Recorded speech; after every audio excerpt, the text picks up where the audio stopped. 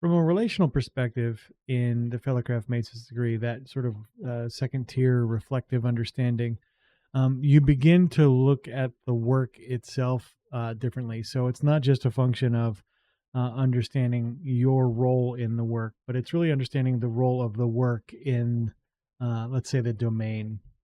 And so, uh, in the domain of, let's say, leadership or growing an organization, for example, you might find that the work that you undertake, and the mechanisms by which you do that need to take into account a lot more systemic understanding. You can't, for example, drive an organization to very, very high order amount of change if you don't have the social capital to do that.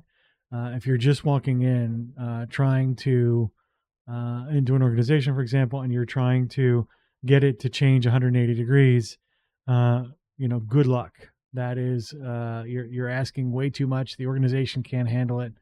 In the same way, if you were working a piece of wood, you have to understand how much of the tools you can apply at what levels before they ruin the work piece. So when you're looking at these relationships, understanding the relationships of the work relative to the environment that work is in starts to also be a core consideration at the Fellowcraft Masons sort of level, if you will. When you're looking for these relationships and how your work fits into the world, look to other people that have done similar work. Look to the work that you're doing versus the outcomes it's creating on the environment, sort of locally. There are some things, for example, that require um, a really soft hand, or it doesn't work. There are other sort of cures that may be temporarily uncomfortable, but long term, everyone kind of gets behind them. So whatever that kind of relationship for the work that you're working with, whatever the right answer for that is, this is really the time and place to start to look to that. Again, reaching out to get help as well as you're starting to do the work of leadership or whatever that might be, learning an instrument or talking to other people, whatever that looks like. As you start to mature through that work, get help, ask for help, use the feedback tools available to you, and see what kind of emerges out of this as you proceed.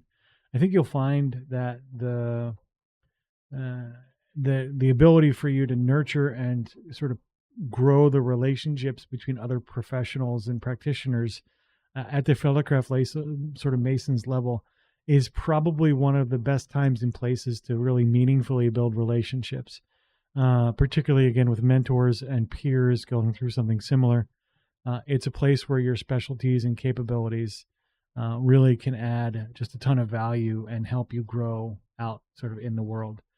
There's good opportunities here as well to understand kind of what your longer term goals are going to look like relative to the work you're learning. You may not have started with goals and intentions and personalities and kind of modes of expression in mind.